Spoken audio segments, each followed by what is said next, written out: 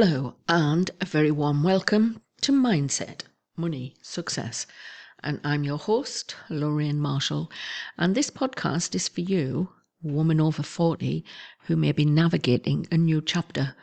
Maybe you're here because one of the 3 Ds, a divorce, the devastating death of a partner, or the painful experience of being discarded.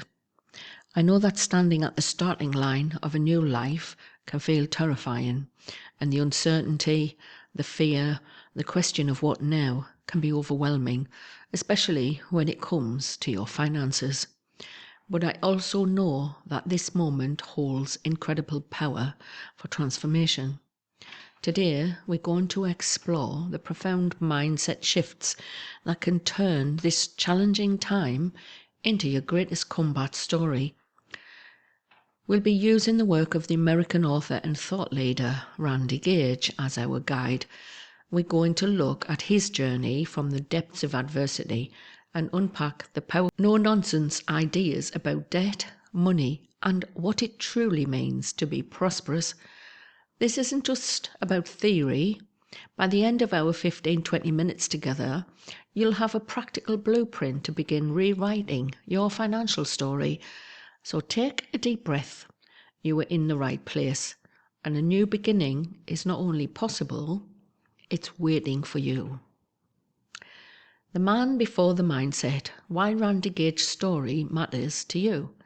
Before we dive in to the nuts and bolts of debt and money, I think it's crucial to understand the person behind these principles. The most powerful teachers are often forged in fire. Their advice isn't just academic, it's born from lived experience, making it so much more credible and relatable for those of us who are also starting over from a place of challenge. Randy Gage's story is a testament to this. Before he became a leading voice on prosperity, he experienced his own version of hitting rock bottom. He faced profound personal adversity, including a major failure in the restaurant business that left him in a difficult financial position. It was from this low point that his journey truly began. He found a new path in the network marketing industry, which became the vehicle for him not only to rebuild his finances, but also to learn foundational principles about leverage and success.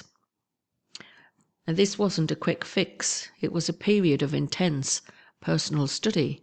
Gage built a personal library of over 1,000 books, immersing himself in the work of great thinkers to understand how our thoughts ultimately shape our reality. What I want you to hear in this is not a story of failure, but a story of resilience.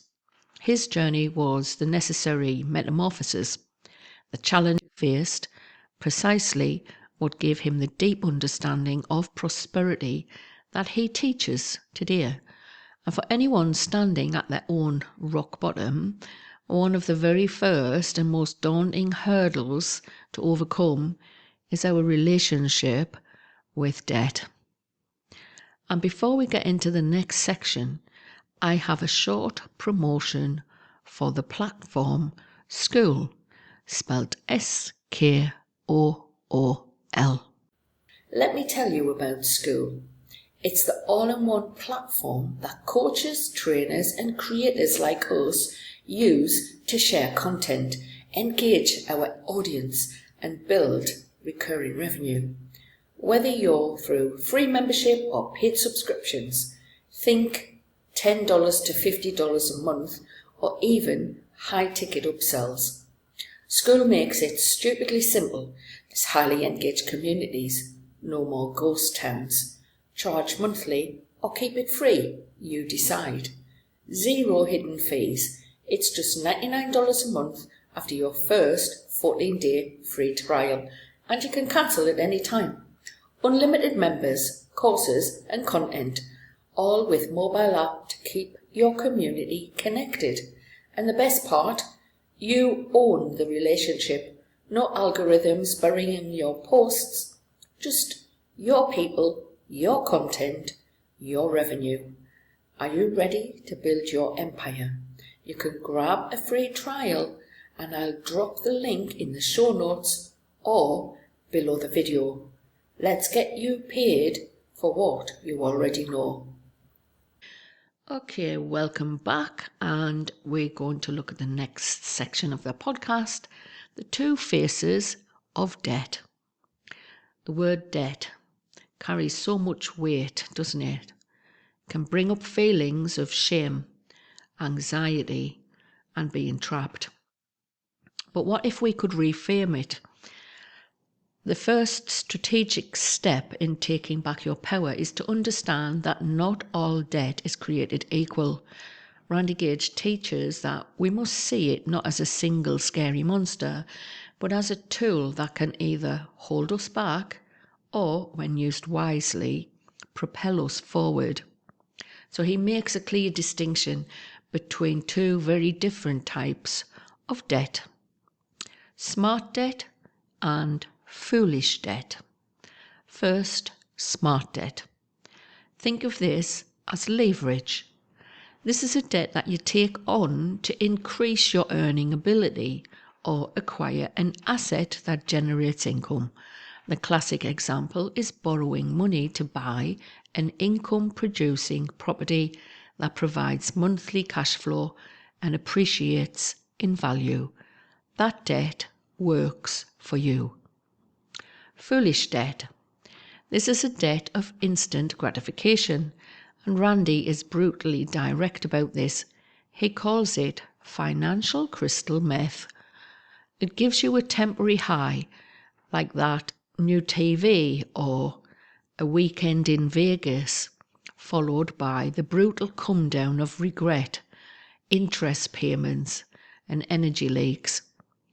He says this is how you become just another ignorant consumer trapped in the matrix. So Gage is uncompromising about the psychological weight of foolish debt. He describes it as more than just a financial burden. It's a silent drain on your energy, your confidence, and your self-worth. It acts as a barrier, effectively shutting the door on abundance and opportunity in your life. To use his exact powerful words, debt is a prison. I've been there, seen friends in worse. Nothing kills your prosperity faster than letting borrowed money own you. Your credit cards, your car loan, upside down mortgage, they all quietly drain your energy, dim your self-worth, and shut the door on abundance. Hearing that, you might feel a knot in your stomach, but as Gage says, the goal is to kick that door open, so let's move from understanding the prison to mapping out your escape. Next, we'll walk through the practical step-by-step plan to break free. Your 7-step escape plan from foolish debt. So understanding the theory is one thing, but taking action is where real change happens. So this next section is the practical guide. It's a roadmap Randy Gage personally used to erase all foolish debt from his life.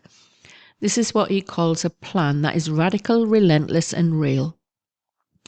Think of this as your escape plan. Step 1. The naked truth. You cannot fix what you refuse to face, so you've got to get your head out of the sand. The first step is to pull every single statement, credit cards, store cards, car loans, personal loans, everything. Create a master list with every balance, interest rate, minimum payment. Give yourself no place to hide. This moment of radical honesty is the true starting point of your freedom. Step 2. Make a strategic promise. With the numbers in front of you, it's time for strategy, not emotion. Identify the debt with the highest interest rate. That's your primary target. Your promise is to make the minimum payments on all other debts while throwing every extra dollar you can at that highest rate debt. Critically, you must also commit to accumulating no new bad debt. Stop digging the hole deeper. If a credit card tempts you, Gage's advice is simple. Cancel the card or freeze it. Personally, I usually cut them up. Step 3. Negotiate and disrupt. You are not a victim of your interest rates. Pick up the phone. Here is a precise, measurable instruction from Gage. Call every creditor with interest rate over 12%. Tell them you're exploring balance transfer offers and tell them to lower your APR. Many will. Also, strategically look for low interest balance transfer offers. This can create a golden window of 12 to 18 months where more of your payment goes to the principal instead of the interest. But a word of caution from him. Scrutinize the terms. Watch out for any fine print about skipped payments or deferred interest. Step 4. Kill consumer debt smartly. It's time to be ruthless with debt that doesn't serve you. When it comes to cars, Gage's advice is clear. Never roll the negative equity from an old car loan into a new one. If you need a new vehicle, buy gently used to avoid the massive depreciation of a new car. The same principle applies to homes. Buy within your means so you're not living in constant financial fear. Step 5. Build a budget for direction. A budget isn't about deprivation, it's about direction. It's a tool that empowers you to tell your money where to go. Create a clear plan for your spending on food, entertainment, and gifts. Every dollar that you intentionally save by sticking to your plan can go directly into your debt kill fund. And here's a vital forward-looking part. When those debts expire, Gage says, redirect some of that cash towards something that builds you up, wealth giving significance. Step 6. Celebrate and stay motivated. This is a marathon, not a sprint, and you need emotional fuel. So every time you pay off a debt, no matter how small, celebrate it. Acknowledge your progress. And to stay focused, Gage suggests specific tools like affirmations, journaling, and mirror work. Visualize what your life will feel and look like when you are completely debt-free. That vision will fuel your determination when things get tough. Step 7. A shift to a wealth proactive mindset. This final step is about what happens after the debt is gone. Don't just rest. The goal is to move from a defensive, debt-avoidant mindset to an offensive, wealth proactive one. Start working on creating new streams of income and align your spending with your deepest values. In Gage's powerful words, the goal is to upgrade your identity. You are someone who lives above debt, not under it. So once you've dismantled the prison of foolish debt, piece by piece, you can create the mental and financial space for a completely new philosophy about money to take root. A new mindset for money. With the burden of foolish debt lifted, the conversation can shift from eliminating negative to building on the positive. This is where we move beyond the how of getting out of debt to a much deeper why of creating a prosperous life. Randy Gage presents two philosophies about money that seem similar on the surface, but are worlds apart on their impact. Earn money by doing good. This is a wonderful, noble idea, but Gage sees this as a finite game and it has a limit. Do good earning money. This, he argues, is a superior philosophy. This is an infinite game. When you focus on doing good in the process of earning money, you create an endless, expanding cycle of positive impact and prosperity. More resources allow you to do more good, which in turn creates more resources. The core message here is that true prosperity is about personal growth. The money is simply one of the results of the process. Gage's central argument is that the journey of building wealth is ultimately about the person you must become to achieve and sustain it. And he puts it so powerfully, but the greatest reward is who you become. This philosophy avoids the all too common trap of becoming wealthy but unhappy. It ties financial success directly to your personal development, your relationships, and your well-being. Gage asks the piercing rhetorical questions. What's the fun in flying private on a Gulf Stream if you have no one to share it with? And what's the joy in earning your first 100 million if your kids couldn't pick you out of a police lineup? Mastering both the practical steps to eliminate debt and a profound mindset about money is a true key to a complete and lasting transformation. So as we wrap up today, let's quickly recap the powerful takeaways from Randy Gage's blueprint. First, your starting point, even if it's rock bottom, does not define your future. It can be the fertile ground for your most profound growth. Second, you must learn to distinguish between foolish debt, which imprisons you, and smart debt, which can be the tool to empower you. Third, escaping the debt trap requires a clear, actionable, step-by-step plan. You need a roadmap, not just wishful thinking. And finally, the ultimate goal isn't just about accumulating money, it's about who you become on the journey to creating a truly abundant life. I know that starting over after divorce, the loss of a partner, or a painful separation can make you feel powerless. But I want you to see these principles as tools for reclaiming agency. This 7-step plan isn't just about numbers, it's about taking back control when life has made you feel powerless. And his idea of the infinite game isn't just a business philosophy, it's a blueprint for building a new, powerful identity after your old one was taken from you. This is how you move from trauma to transformation.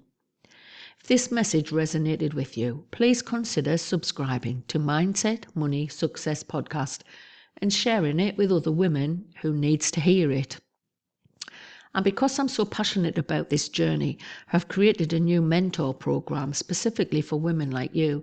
Its mission is simple: to provide tools, community, and support to help you move from trauma to transformation.